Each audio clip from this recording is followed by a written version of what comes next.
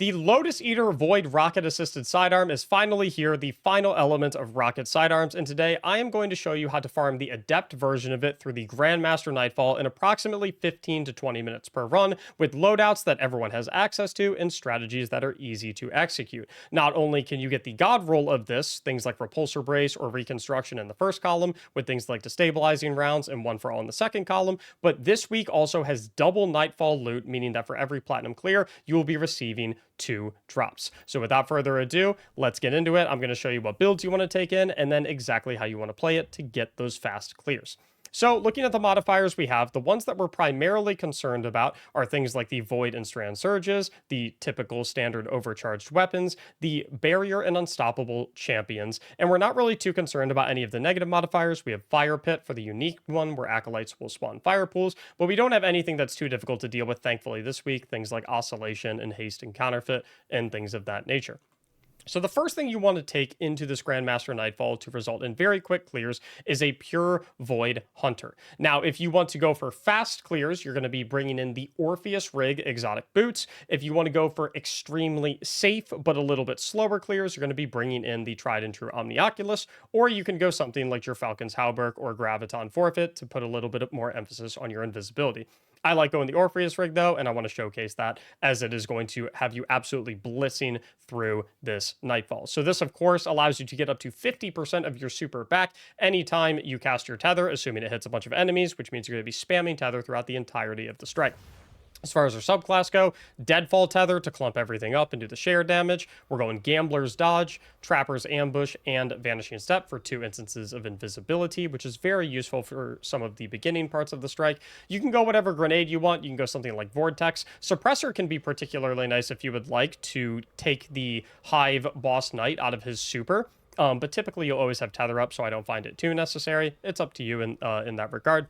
As far as fragments go, Obscurity for another way to go invisible, Starvation so that we can get Devour, every single kill heals us. We're going to go Persistence so that our invisibility and Devour are increased, obviously very standard with Void Hunter. And then the fourth one, you can go whatever you want. I have Dilation because I like the stat bonuses from it, but you could go with a different one if you would like, something like Undermining perhaps. As far as our weaponry goes, on the Void Hunter specifically, we are going to be slotting in Unstoppable Fusion, Particle Reconstruction, and Defibrillating Blast for our artifact mods. In fact, no matter what class you're running, you're going to want to make sure that you have those 3. But for our loadout itself, any linear fusion rifle you want is going to go in the heavy slot. The element doesn't matter because we're already getting the weapon damage bonus since it aligns with one of the seasonal artifact mods for champion sign. So the element doesn't matter. It doesn't matter. That doesn't align with the overcharge. On the energy slot, you can go with either a fusion rifle, or if you want to go with something like a disorienting grenade launcher, that could also work exceptionally well.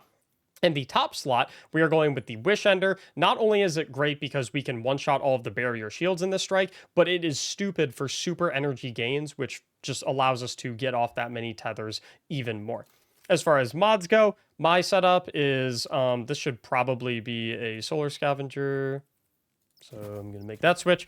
Scavenger matching whatever your heavy linear fusion rifle is, although it doesn't really matter too much. Tons of arc damage in the strike, so I like a double arc resistance. I should actually have a kinetic loader on right there. Kinetic siphon for the Wish Ender, heavy ammo finder, and heavy ammo scout. If you want to, you could swap the heavy ammo finder for something like Dynamo for even more super energy gains. Heavy ammo is not too important on the Hunter specifically. I love going with Focusing Strike and Bolstering Detonation for my gloves. And then Reaper, Powerful Attraction is a very important one for making sure that you're always topped off on your tether because of how much super spam is going to be going on. And then I like Bomber as well down here. On the other classes, what you're going to want to bring to round out, if you want to go lightning fast, you want to bring 1 Warlock and 1 Titan to complement your Hunter. You could alternatively go with double Titan as well if you would like, but I really like having the Warlock because it lets you play a lot more aggressive in certain rooms to clear them out a lot more quickly. The Warlock is going to go the same linear fusion rifle in the bottom slot. They are going to go a rocket sidearm. Tinashe's is fantastic, but you can go any rocket sidearm you want if you don't have Tinashe's. Just make sure you're running the anti-barrier sidearm seasonal artifact mod. And then Le Monarch is going to be fantastic for this strike because of the bolt charge we're going to be getting from the Storm's Keep Titan that we're going to talk about in a little bit. This also gets the damage buff because we currently have a Void Surge on this week. Now, I love Phoenix Protocol on Well of Radiance Warlock for this week because of how aggressive it lets you play. And the Well of Radiance Warlock and the Tether Hunter are basically cycling supers nonstop. It's absolutely busted. You could also go Speaker Sight Helmet if you would like. I find a little bit more value in the Phoenix Protocol personally, but that is up to you.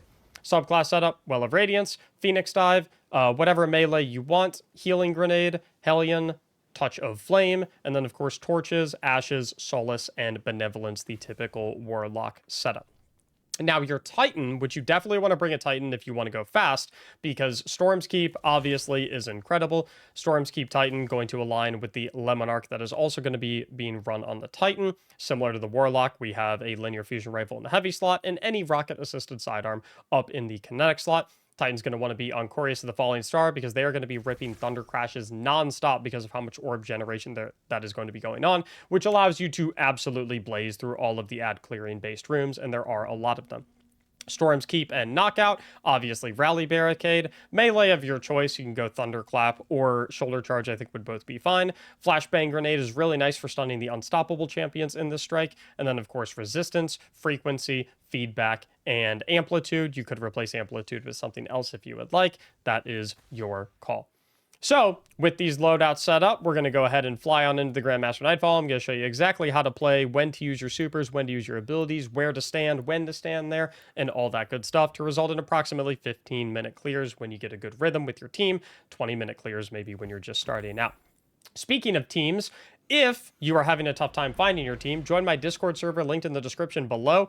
In the LFG channel there, I'm sure there's going to be a ton of people that are going to be looking for teammates to farm this Grandmaster Nightfall with. And if you look for teammates in the LFG channel, you're going to find people that have also seen the same exact guide and know all the same strategies, and you don't have to deal with the usual headache and hassle of LFG. If you don't like that route, you can come to my live stream, twitch.tv/Mactics, where we're going to be doing carries for the strike literally all week. Come and stop by. Maybe you can get a run-in with me. And if you gift a sub while I'm live playing Destiny 2, you actually unlock a brand new unique emblem. So, with all that said, let me show you exactly how you're going to want to play this Grandmaster Nightfall. So step one, we're going to run through these little caverns or whatever, and the Arc Rally Barricade Titan is going to go ahead and set up shop, and we're going to have all three players sit behind this Rally Barricade to accrue the Bolt Charge. As the Hunter with the Wish Ender, it is your responsibility to make sure that you are always focusing the barrier champions whenever they are alive on the field, because you have that one-tap Wish Ender cut through the barrier shield. Obviously, your other two teammates have the rocket-assisted sidearms, but if you're the Wish Ender Hunter and you are the one cutting through the shield all the time, it really helps your teammates out because then they don't have to switch off the Lemon Arcs. Once you get the payload moving, your other two players are going to go up on this roof to provide cover fire, namely to take care of any of the snipers that are on this platform and that spawn on that platform right there, whereas you as the Hunter player are simply in charge of pushing the payload.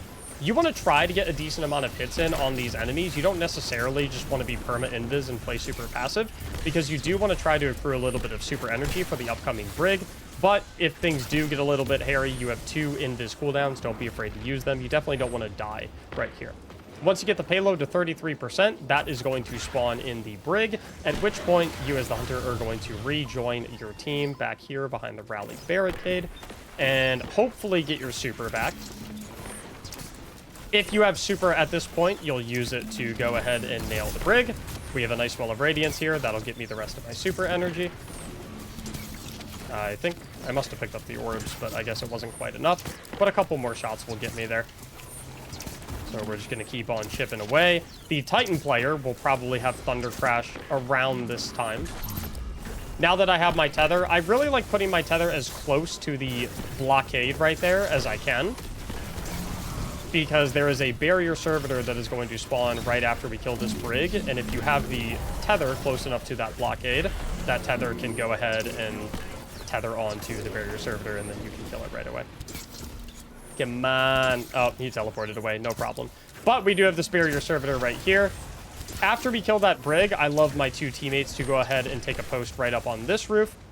They will have to be a little careful because on occasion a ship will fly in that will put some Vandal snipers right on top of them, but they will obviously be able to see it very clearly. As the Invis Hunter, you are back to payload pushing responsibilities. You want to be particularly careful of this ship because it will spawn some Exploder Shanks. So we're just going to be very mindful, try to keep these Exploder Shanks dead. It's okay to back off of the payload a little bit to make sure we clear off all the Exploder Shanks from it. You don't necessarily want to be in a situation where your invis on the payload with a bunch of Exploder Shanks surrounding it, because then you might run into a situation where one of your teammates shoots it and then you get blown up and whatnot. Big tip for this, you never want a player up on this roof area right here, because if any player goes on that roof at any time, it will endlessly spawn ads up there, which are going to make the capture area that we're coming up on a lot more difficult. So you want to make sure that your players are in the positions that I'm recommending at the current moment, and definitely not in the high ground up there, because it can make your life a lot more difficult. There's an Exploder Shank that's hiding underneath the payload. As you get the payload moving a little bit, once you get to rounding this corner, the rest of your teammates can begin to join you. I'm trying to keep my ear out for these Exploder Shanks because I don't want to push up too much and get blown up by them. And once you get this point, your teammates will rejoin you. And this is where a tether can be really nice to clump up all the thrall. There's a ton of thrall, which gets you half of your super back pretty much immediately. And right here is where we're going to begin to set up shop with our Storm's Keep Rally Barricade and our Well of Radiance as we get pushing. So I like right here, right at this corner, I kind of like to make a right angle. And look, my tether is already back. We have a couple enemies pushing us over here from the right side. And so we're just going to basically sit in the Well of Radiance, sit behind this Storm's Keep. I'm going to apply another tether. I'm going to put that one a little deeper because as we clear out some of these enemies, we're going to get some unstoppable ogres. And these Shriekers are going to wake up. There's got to be another enemy somewhere.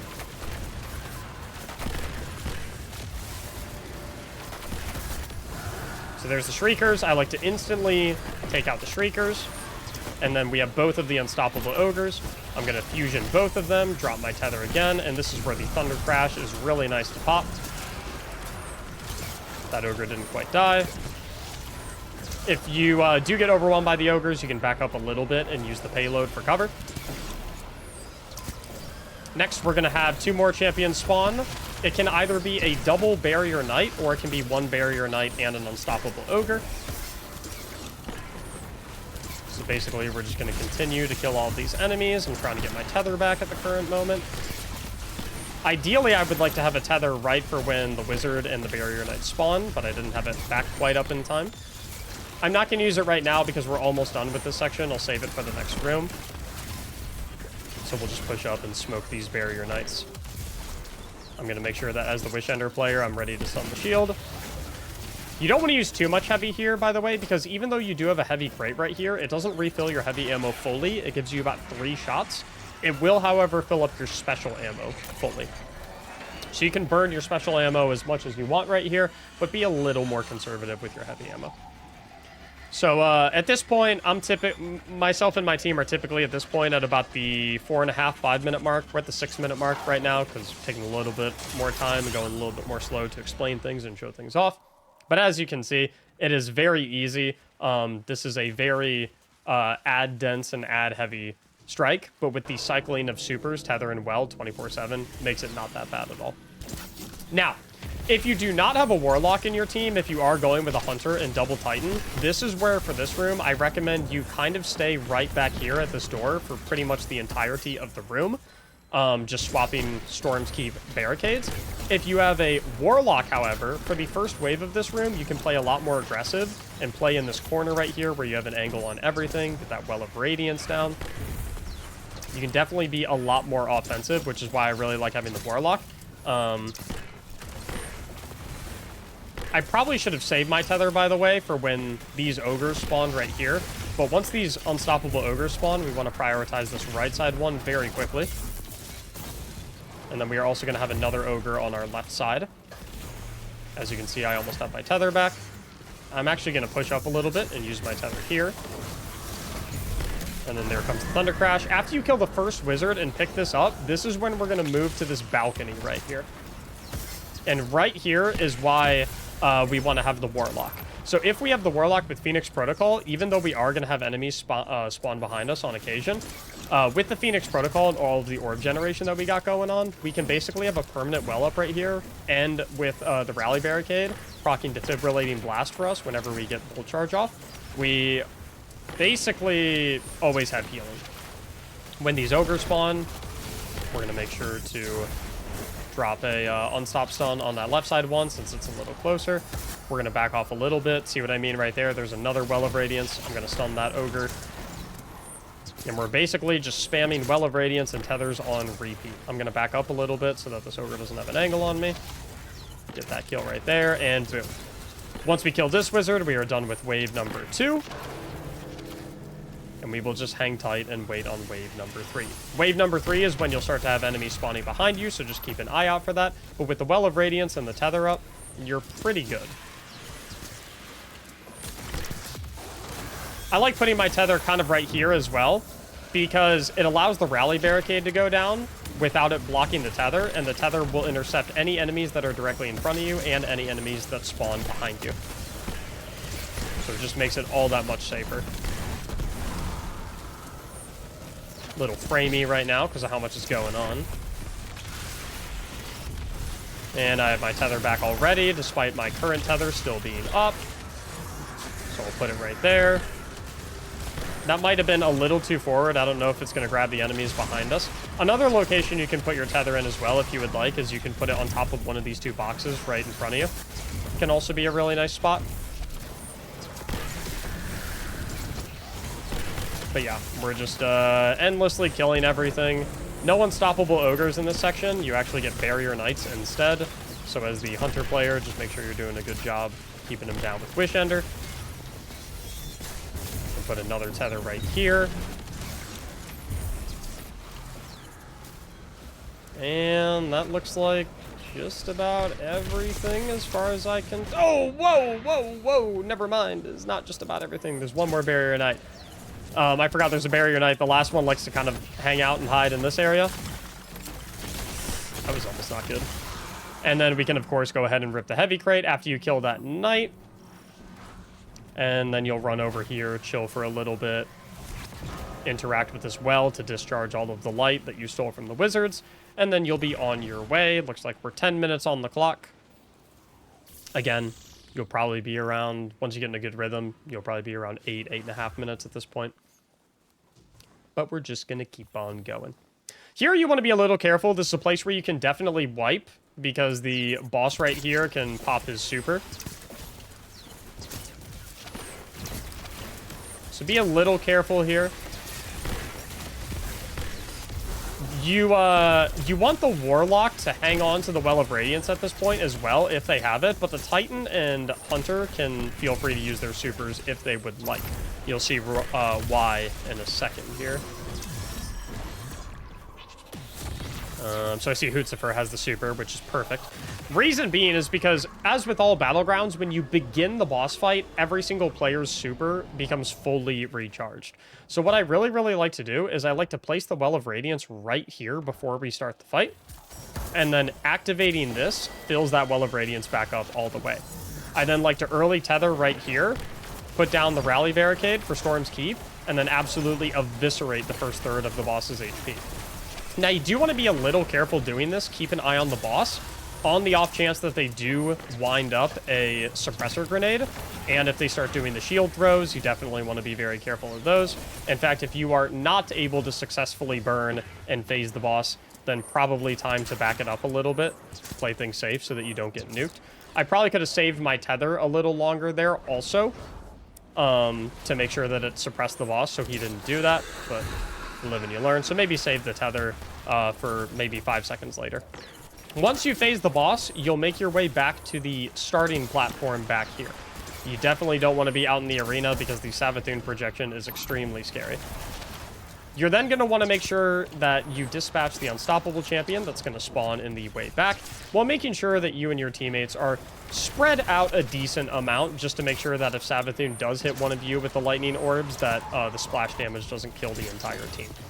Now, once the unstoppable ogre is dead, and this is why I love bringing a hunter to the fire team, every single person on the fire team is going to run up here, and the hunter is going to make them all invisible so that they can all safely grab one of these synaptic spears. The hunter's then going to dodge to make sure that they refresh their invisibility, and then you can use the synaptic spear, its mobility, to go ahead and blink right on out of there and safely get back to the starting platform. That's the grenade button that you press, by the way, to do that blink right there.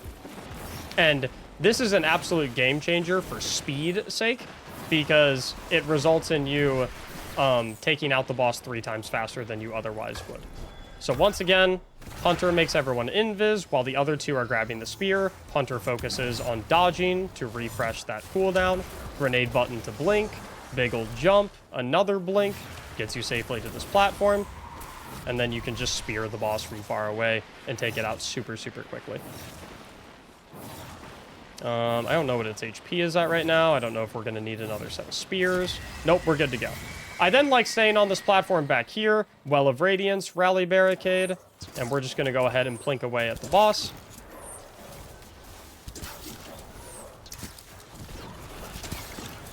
Now, whenever it pops its super, I like to go ahead and rip the tether so that we suppress it. Looks like he's being a little coy right now. A little shy. So I guess we'll just go ahead and mop up trash mobs to keep our supers up. There he is. You want to be a little careful here, too, if you do see him in his super mode, because if he throws his shields at you, if it hits one person, it can ricochet to the other 3. So when you do see him in his super mode, it can be really nice to have one player on the team kind of back it up a little bit, and maybe, honestly, even go so far as to, like, hop down here, specifically if it's the Invis Hunter, just to make sure that if he does throw a shield and it hits your teammates, it doesn't wipe the run. So while he's in his super mode, definitely not a bad idea to send the Hunter down just to be super safe. And then when he's out of his super mode, you can go ahead and hop back up and continue pelting him. Sometimes he's a little shy. If you want to speed things up, you can be a little bit more aggressive and push up a little bit, where we were in the original place when he first spawned. Little more risky, obviously, but that is your call. That is up to you. Now, we're going to get 2 Savathun projections, same as before. We're going to hang out back here. We're going to get a Blistering Ogre to spawn in the middle, so not a champion, but definitely a very scary and lethal enemy that we want to dispatch before we even consider going back down into the arena. And then, again, we're keeping an eye on this left one, making sure we stay spread out. And similar to before, we're going to meet up right on over here. Hunter is going to make everyone invis, and we're going to get the left side Synaptic Spear. While the other 2 are grabbing the spear, the Hunter is going to go ahead and and dodge next to an enemy.